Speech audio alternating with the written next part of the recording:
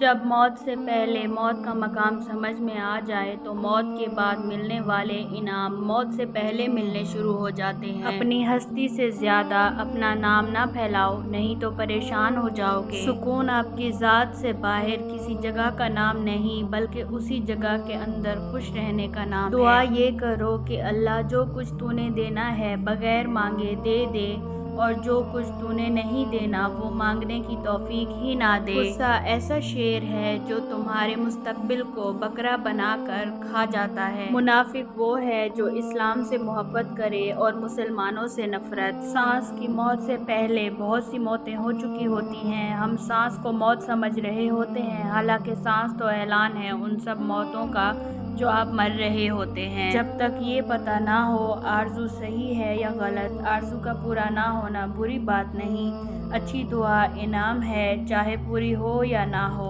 تنکے کو بھی حقیر نہ سمجھو ورنہ وہ تمہاری آنکھ میں پڑ جائے گا۔ جہاں دو راستے ہوں وہیں سوچ آتی ہے، جس آدمی کے پاس راستے ہی ایک ہو اسے سوچنے کی کوئی ضرورت نہیں۔ گناہ ہر اس عمل کا نام ہے جو تمہارے لیے نقصان دہ ہے۔ ایسا رزق جس میں زیادہ محنت بھی نہ کرنی پڑے اور حلال بھی ہو، رزق کریم کہلاتا ہے۔ اگر تمہیں پتہ چل جائے کہ تمہارا رزق اللہ کے پاس ہے تو تم رزق تلاش نہ کرو بلکہ اللہ کو تلاش کرو جس کے پاس تمہارا رزق ہے۔ دشمن گھر میں آ جائے یا دوست گھر سے چلا جائے، دونوں حالتوں میں مصیبت ہے۔ مغربی تہذیب اپنے منطقی انجام کو پہنچ گئی ہے، ان کی کوئی لذت ایسی نہیں رہ گئی جو گناہ نہ ہو۔ جو تمہیں اچھا لگتا ہے تم بھی اسے ضرور اچھے لگتے ہو۔ دین سے اس طرح محبت کرو جس طرح دنیا دار دنیا سے محبت کرتا ہے۔ دنیا دار کے لیے جہاں صبر کا حکم ہے وہاں اللہ والوں کے لیے شکر کا حکم ہے۔ پسندیدہ چیز سے جدائی موت ہے، جن کی پسندیدہ چیزیں موت سے پرے ہے ان کو مرنا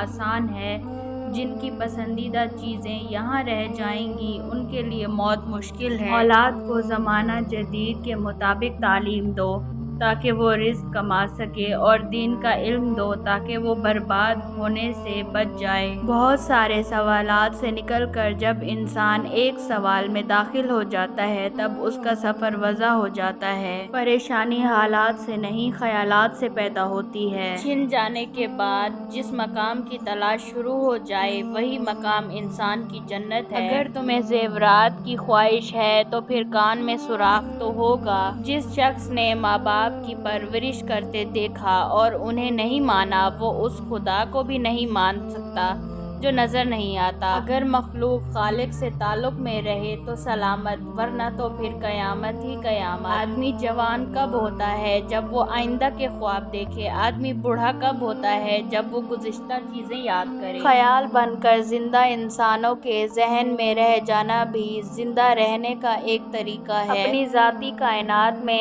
آپ نے جتنا حصہ اللہ کا رکھا ہے اتنا ہی اللہ کی کائنات میں آپ کا حصہ ہے۔ ہمیں بہت زیادہ علم کے بجائے تھوڑے سے ادب کی ضرورت ہے۔ ہم دوست چھوڑ دیتے ہیں، بحث نہیں چھوڑتے، ہم جیتنے کی تمنا میں ساتھی ہار بیٹھتے ہیں، ہم آرام کی آرزو میں بے آرام ہو رہے ہیں۔ اگر سکون چاہتے ہو تو دوسروں کا سکون برباد نہ کرو۔ سائل بڑے راز کی بات ہے، وہ بظاہر کچھ مانگنے آتا ہے لیکن در حقیقت وہ کچھ دینے کے لیے آتا ہے۔ شکر کرتا ہوں اس انسان کا جس نے مجھے آنسو دیے، کیونکہ یہ آنسو ہی مجھے بارگاہ الہی کی جانب لے گئے۔ محبت میں غیر کی رائے لینا حرام ہے۔ اگر تم راستہ جاننے والے ہو تو جو گمراہ ہے وہ تمہاری ذمہ داری بن گیا ہے۔ خوشی دینے سے ملتی ہے، محبت بھی دینے سے ملتی ہے، یہ مانگنے سے نہیں ملتی۔ علم کے لگاؤ کا نشہ عمل سے محروم کر دیتا ہے۔ ایسا نہ ہو تم لائبریری میں زندگی تلاش کرو اور زندگی لائبریری کے دروازے سے باہر نکل جائے۔ انسان نے آسمانوں کے راستے دریافت کیے ہیں لیکن اسے دل کا راستہ نہیں ملا۔ بڑی منزلوں کے مسافر چھوٹے جھگڑوں میں نہیں پڑتے۔ وہ آدمی جس کے لیے دنیا میں رہنا اور جانا برابر ہو وہ مومن ہے۔ جس کے دنیا میں آنے سے فرق نہیں پڑتا اس کے جانے سے بھی دنیا میں کوئی فرق نہیں پڑتا۔ امیر کی سخاوت اللہ کی راہ میں رزق تقسیم کرنے میں ہے اور غریب کی سخاوت رزق کی تقسیم کو تسلیم کرنے میں ہے۔ وہ غریب سخی ہے جو دوسروں کے مال کو دیکھنا اور اس کی تمنا چھوڑ دے۔ یار جلوہ بن کر آنکھ سے گزرتا ہے اور آنسو بن کر آنکھ سے ٹپکتا ہے۔ انسان اپنی حالت کو بہتر بنانے کے لیے جب پریشان ہوتا ہے تو حالت بہتر بنانے کی صلاحیت سلب ہو جاتی ہے۔ دوست وہ ہے جو غم کو کم کر دے اور خوشی کو بڑھا دے۔ خوبی کہاں ضائع ہوتی ہے؟ مایوسی سے اور غصے سے۔ ان دو باتوں سے خوبی ضائع ہو جاتی ہے۔ حضور پاک صلی اللہ علیہ وآلہ وسلم کے پاس جاؤ تو وہ اللہ کا تعارف کرواتے ہیں۔ اگر اللہ کے پاس جاؤ تو وہ حضور پاک صلی اللہ علیہ وسلم کا تعارف کرواتے ہیں۔ اس راز کا خلاصہ یہ ہے کہ زمین سے آواز آسمان کی طرف جاتی ہے، لا الہ الا اللہ، اور آسمان سے واپس آواز آتی ہے، محمد الرسول اللہ۔ سوچنے والوں کی دنیا والوں کی سوچ سے الگ ہوتی ہے۔ کسی انسان میں خوبی دیکھو تو اسے بیان کرو، لیکن اگر خامی دیکھو تو یہ تمہاری خوبی کا امتحان ہے۔ کسی شخص میں ذاتی صفات نہ ہو تو وہ اپنے لباس سے لے کر مکان تک ہر شے کی تعریف چاہتا ہے۔ اگر آپ آج سے شکر ادا کرنا شروع کر دیں تو سمجھ لیں آج ہی سے حالات بہتر ہونا شروع ہوں گے۔ انسان کی پرورش اچھی ہو تو بڑے ماحول میں بھی اچھائی ڈھونڈ نکالتا ہے، اور پرورش اچھی نہیں تو اچھے ماحول سے بھی کچھ نہیں لیتا۔ مرد شادی کے بعد بھی طالب علم ہی رہتا ہے۔